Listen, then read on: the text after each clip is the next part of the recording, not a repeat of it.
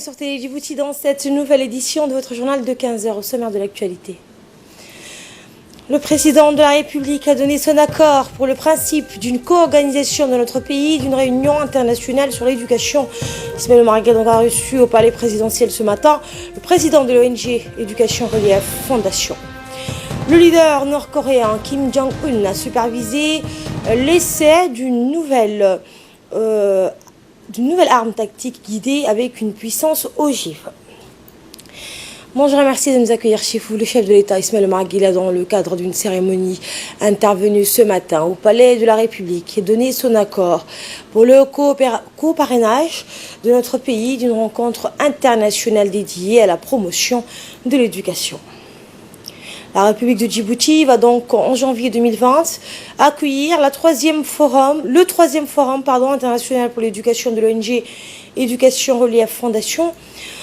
Cette rencontre internationale sur l'éducation qui aura lieu à Djibouti s'inscrit dans le droit fil d'une coopération fructueuse de notre pays avec l'ONG ERF, notamment dans le domaine de l'éducation et de la réalisation d'un enseignement équilibré et inclusif. Cheikh Mansour Ben Muslim a également informé le président de la République les principaux programmes et activités mis en œuvre par la Fondation, qui est une organisation non gouvernementale basée à Genève, en Suisse, destinée à soutenir le secteur de l'éducation. Était présent également le président. Était présidé le ministre de l'Éducation nationale, de l'enseignement supérieur et de la formation professionnelle, Moustapha Mohamed, ainsi que le secrétaire général de la présidence, Mohamed Abdoulaye Ouass, s'en prépare à cette rencontre. Par la suite, un accord de principe entre Djibouti et l'ERF a été paraphé par le ministre de l'Éducation nationale, Moustapha Mohamed Mahmoud, et le Cheikh Mansour Ben Muslim, le président de la Fondation. Cet accord ouvre donc la voie au lancement officiel des invitations destinées aux chefs d'État et ministres de l'Éducation en provenance de tous les continents. La cérémonie de signature intervient dans le cadre de renforcement des projets pilotes concernant une éducation équilibrée et inclusive et d'atteindre un enseignement de qualité qui permettra donc de promouvoir la qualité de l'éducation à tous les niveaux dans la République de Djibouti. Le président Cheikh Mansour Ben Muslim a dans son intervention, à l'issue de son entretien avec le chef de l'État, exprimé ses remerciements et sa gratitude au président de la République pour son accueil chaleureux. On l'écoute. Nous sommes ici aujourd'hui à Djibouti, à la République de Djibouti, pour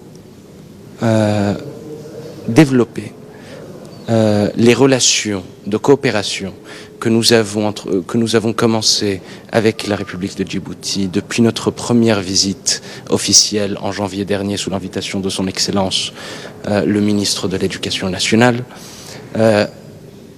notamment à travers de projets pilotes en termes d'éducation équilibrée et inclusive, mais aussi afin de rencontrer son Excellence, Monsieur le Président de la République, ce que nous avons fait aujourd'hui, afin de discuter de la possibilité et des préparatifs d'organisation de la seconde conférence internationale pour une éducation équilibrée et inclusive, qui aura lieu, je suis heureux de l'annoncer, ici à Djibouti en janvier 2020, et qui aura pour objectif la signature d'une déclaration universelle pour une éducation équilibrée et inclusive qui sera signée par si bien les chefs d'État, les ministres de l'Éducation, les organisations de la société civile et en effet les organisations et les corps académiques.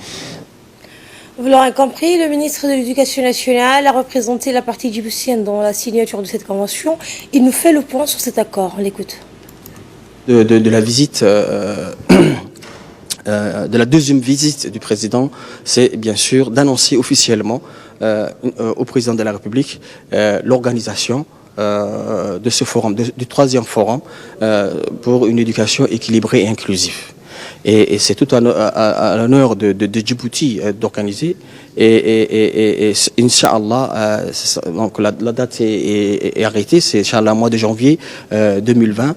Et ce matin, donc, le président de la République et le président de la Fondation ont co-signé les lettres d'invitation aux chefs d'État parce qu'il y aura non seulement lors de ce forum la présence des chefs d'État, mais également des ministères, des ministres de l'Éducation, mais également de la société civile, les organisations internationales seront présents. Donc officiellement, donc aujourd'hui, et ça c'est une fierté pour nous, on peut annoncer l'organisation à Djibouti, comme l'a très bien dit le président de la Fondation, de ce forum, qui est pour nous vraiment un événement d'une importance capitale.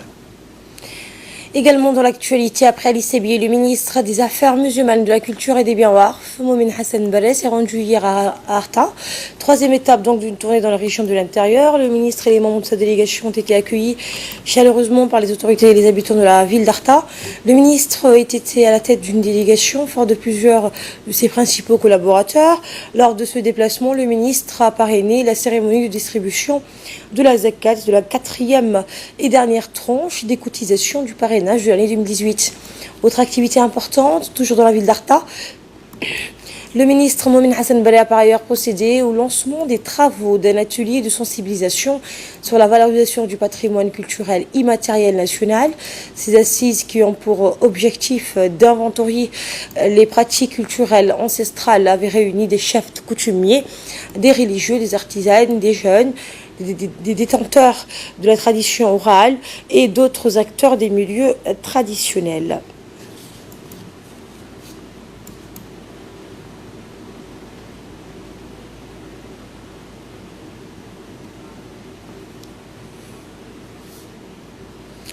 Le ministre des Affaires musulmanes, de la Culture et des Biens Warf a dans son intervention rappelé que le Diwan al Zakat est devenu en quelques années le socle de l'entraide et a vu le jour grâce aux efforts du président de la République. Il a également souligné que le succès de cette institution découle de l'implication directe et surtout constante des plus hautes autorités du pays. Le ministre a lancé un appel pressant aux entrepreneurs issus de ces différentes régions afin qu'ils puissent s'acquitter de leurs devoirs et obligations de la zakat. Sur le lancement des travaux d'un atelier de sensibilisation sur la valorisation du patrimoine culturel, Momin Hassan Baleh a exhorté la population à participer massivement à cette vaste consultation qui s'inscrit dans le cadre du processus d'élaboration de la politique culturelle nationale. Puis il a rappelé les définitions des aspects multiples du patrimoine culturel avant de passer en revue les réalisations initiées par l'exécutif dans la sauvegarde des traditions culturelles du peuple djiboutien. Le ministre a invité la population d'Arta de participer à cette vaste consultation qui s'inscrit dans le cadre du processus d'élaboration de la politique culturelle nationale. Le secrétariat d'État chargé aux affaires sociales, en collaboration avec le ministère de l'Éducation nationale, a organisé donc aujourd'hui une cérémonie de remise de certificats et de fin de stage pour les élèves à besoins spéciaux du lycée industriel et commercial LIC. Ce stage d'une période de 6 semaines à compter du 9 février au 21 mars 2019 a été effectué suite à la signature d'une convention de stage entre les deux départements ministériels, dont une équipe composée de 9 élèves à besoins spéciaux et 6 autres ayant toutes leurs facultés de spécialité peinture du lycée industriel et commercial ainsi que leurs professeurs encadreurs ont achevé leur stage. L'objectif est d'offrir donc aux élèves à besoins spéciaux une structure pour effectuer leur stage scolaire compte tenu de la difficulté d'obtenir des stages auprès des établissements privés, donner une visibilité du travail de ces jeunes à besoins spéciaux auprès des autorités compétentes, de la population en général, et enfin préparer l'insertion sociale de ces jeunes avec la collaboration de 2 ministères pour la création d'une coopérative dès la fin de l'année scolaire 2018-2019. La secrétaire générale du secrétariat d'État chargée aux affaires sociales, Mme Ifrah Ali Ahmed, le chef de service des guichets sociaux, Mohamed Awal Miguel, la chef de service de la direction de l'enseignement technique et de la formation professionnelle du ministère de l'Éducation, Hibou Abdelkader Hissi, le président de la commune de Belbela, Waberi Nour, ainsi que des hauts cadres des 2 départements, en préparent cette cérémonie. Et en effet, la direction des affaires sociales a mis à la disposition de ces jeunes stagiaires l'ensemble des moyens matériels nécessaires à la réussite de ce stage. matière d'œuvre et autres consommables, donc, ainsi que les rafraîchissements. Cependant, 15 jeunes stagiaires du LIC ont bénéficié de ce projet, sachant bien que le service des guichets sociaux du secrétariat d'État aux affaires sociales a été rénové et embelli de l'intérieur et à l'extérieur des deux guichets. Écoutons les propos tenus par la secrétaire générale du département en charge des affaires sociales, Mme Iflah Ali Ahmed. À l'arrondissement 5, spécifiquement aux communes de Balbala, un de nos guichets qui permet, ce sont les guichets sociaux qui permettent d'offrir à la population nos services, nos prestations sociales. Justement, dans ce cadre, nous avons eu une collaboration avec le ministère de l'Éducation tout en permettant à des étudiants ou des élèves et stagiaires de fournir une prestation qui est de peindre les guichets, de peindre nos bureaux. Voilà, le résultat aujourd'hui, il est là, après 2 mois d'exercice, je pense, 2 mois, 3 mois de travail. Je pense que le travail est là. Ces élèves ont fourni une prestation de qualité. Ils ont fourni, vraiment, ils ont embelli le bureau des affaires sociales à Balbala. Donc nous encourageons le TFP à suivre plus sur les formations professionnelles, professionnalisantes et qualifiantes qui justement permettent à ces jeunes, dès lors qu'ils sont étudiants, dès lors qu'ils sont à l'école, de se projeter déjà dans le milieu du travail, qu'ils peuvent travailler eux-mêmes, que le produit de leur travail, les outils de leur travail est déjà dans leurs mains. Donc ils se projettent un peu à l'avenir. C'est une bonne chose pour notre politique de l'emploi, c'est une bonne chose pour notre perspective par rapport aux jeunes. Je vous remercie encore et nous encourageons ce genre d'initiatives si nous sommes les affaires sociales. Merci. C'était l'appel à la prière. Bienvenue si vous nous rejoignez dans le cadre de la mobilisation et la recherche de partenariats pour l'appui des différentes missions de l'agence. Le directeur général de l'Agence nationale des personnes handicapées a reçu mardi le commandant de la base militaire italienne de soutien, le colonel Antonio Collia, dans ses locaux avec l'équipe de l'Agence nationale des personnes handicapées. Cette visite s'inscrit dans le plaidoyer que mène l'agence en faveur de la protection et la promotion des droits des personnes handicapées à Djibouti. Plusieurs points ont été abordés, parmi lesquels le soutien en matière d'équipement et matériel d'aide fonctionnelle et également le soutien dans le domaine de la formation en physiothérapie et ergothérapie et d'une manière générale dans la médecine physique et de réadaptation, la construction et d'une salle de kinésithérapie et de rééducation fonctionnelle en extension du centre d'appareillage orthopédique. Eh bien, le directeur général de l'Agence nationale des personnes handicapées de Ali Saïd Mahmoud a par ailleurs reçu la présidente de l'association Méditerranée sans handicap, Michaela Carosino, et la directrice de l'école catholique du diocèse de Djibouti, Simone Pire. La présidente donc a remercié le directeur général et l'équipe de l'Agence nationale des personnes handicapées pour son accueil chaleureux à l'Agence nationale des personnes handicapées. Elle a souligné l'importance de cette rencontre suite à la participation du directeur général, la formation de troubles langage qui a été organisée par l'association Méditerranée sans handicap. Les deux parties ont donc discuté sur plusieurs points qui concernent la question de l'handicap et également la préparation du programme de la visite du directeur général de l'Agence nationale des personnes handicapées en Italie et la participation du congrès international de Méditerranée sans handicap qui se tiendra à Djibouti en 2020. Madame Michaela a mentionné qu'elle voudrait changer la mentalité des citoyens djiboutiens sur le regard de l'handicap sous l'accompagnement du directeur général de l'agence et propose un cours pédagogique clinique dans le programme de formation continue de l'Université de Djibouti. Le directeur général a pour sa part souhaité la bienvenue à la proposition de Michaela. Ensuite, il a souligné qu'il est très ravi de partager ses visions et ses connaissances qui concernent la promotion des personnes handicapées. Dans l'actualité également, la délégation des académies diplomatiques des pays membres de l'IGAD a visité les architectures portuaires du pays, notamment le Doralé multipurpose. De leur arrivée dans l'enceinte, la délégation a été accueillie par le directeur général du DMP, Wahib Dar Aden, et de plusieurs autres cadres de ce port, et le directeur de l'Institut diplomatique, Moussa Ali Megag. au GMP ou dans la nouvelle zone franche internationale de Djibouti. Les visiteurs se sont imprégnés des capacités de ces infrastructures qui ont fait de notre pays un hub régional incontournable dans les échanges du commerce mondial. Rappelons que ces représentants des académies diplomatiques en préparent aux travaux de cette conférence axée sur le thème diplomatie et intégration économique régionale. Quel est le rôle des académies diplomatiques dans l'appui des politiques de promotion pour une intégration économique régionale progressive, harmonieuse, cohérente et inclusive? Le choix pas anodin a placé au cœur de la réflexion les voies et moyens grâce auxquels les académies diplomatiques des pays membres de l'IGAD peuvent apporter des réponses adéquates aux problématiques auxquelles font face leurs pays respectifs. Une délégation chinoise a été reçue par le conseiller du président des ports et des zones franches, Mohamed Adan Waberi, en absence du président des autorités des ports et des zones franches, qui est en mission de travail. La compagnie Shibusco est un important fournisseur de services de soute, donc basé à Hong Kong, avec une présence en Asie, en Amérique et en Europe, en desservant des navires opérant dans le monde entier. Les discussions ont porté sur une proposition d'investir dans la construction et le développement d'un complexe de raffinage dans la zone de Demejog.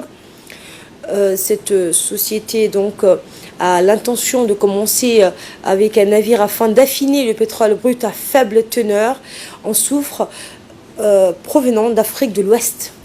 Le navire ciblé est le VLCC avec un tirant d'eau de 25 mètres avec un volume brut cible qui est estimé à 6 millions de tonnes métriques par an.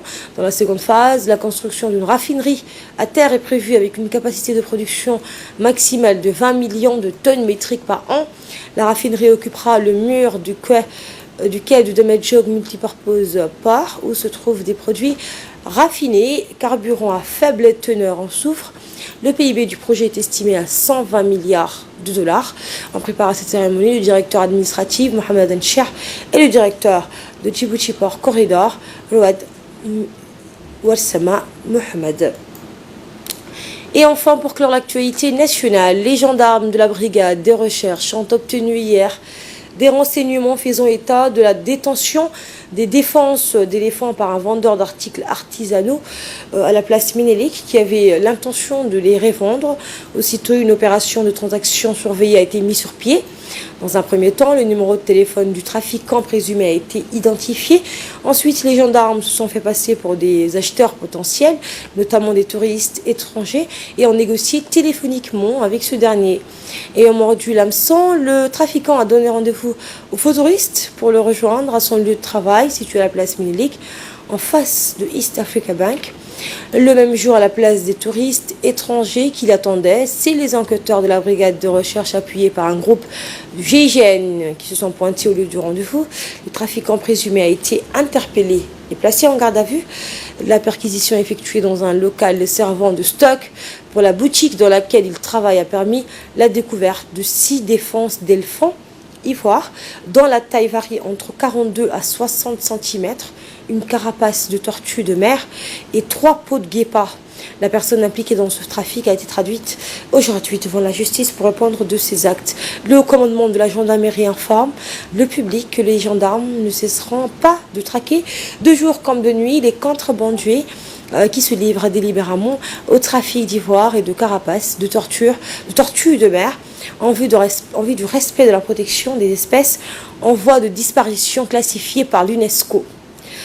Et de là, nous passons à ce qui domine l'actualité hors de nos frontières. Au moins 29 touristes allemands ont été tués hier dans un accident de bus sur l'île portugaise de Madère, selon le dernier bilan établi après la mort d'une femme à l'hôpital de Funchal.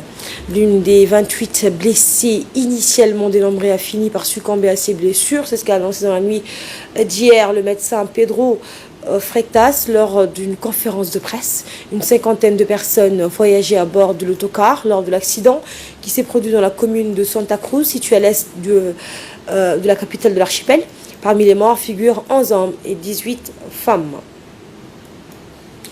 Je vous le disais en titre, le leader nord-coréen Kim Jong-un a supervisé l'essai d'une nouvelle arme tactique guidée avec une puissance ogive. C'est ce qu'ont annoncé aujourd'hui les médias d'État nord-coréens alors que les doutes s'accumulent quant au processus de dénucléarisation. de Pyongyang. Cet essai a permis de vérifier le fonctionnement du système particulier de guidage en vol et le chargement d'une puissante ogive. C'est ce qu'a affirmé l'agence officielle. Sans plus de détails sur la nature de l'arme, Kim Jong-un a qualifié de ce test d'événement d'une très grande importance pour accroître la puissance de combat de l'armée populaire nord-coréenne. Le leader a lui-même qualifié l'essai de tir qui a été dirigé sur plusieurs cibles. Et enfin, au Venezuela, le président Nicolas Maduro a qualifié d'illégales et immorales les sanctions imposées hier par Washington contre la Banque centrale de Venezuela et destinées à renforcer la pression sur le gouvernement de Caracas. Le Trésor américain a imposé hier des sanctions contre la Banque centrale et sa directrice. Elles visent à empêcher que la Banque centrale soit utilisée par le régime illégitime de Maduro, qui continue à piller les biens vénézuéliens et à exploiter des institutions gouvernementales pour enrichir des initiés corrompus. C'est ce qu'a déclaré le secrétaire américain au Trésor. Le conseiller à la sécurité nationale, le conseiller de la sécurité de la Maison-Blanche avait annoncé ces nouvelles sanctions peu avant lors d'un discours à Miami parmi une batterie de mesures visant également Cuba et le Nicaragua. Et c'est ainsi que prend fin cette édition. Merci à vous de l'avoir suivi. Ce soir, vous avez rendez-vous avec Ahmed Hamad pour un nouveau journal à 22h. Je vous souhaite à toutes et à tous de passer un excellent week-end sur Télé Djibouti.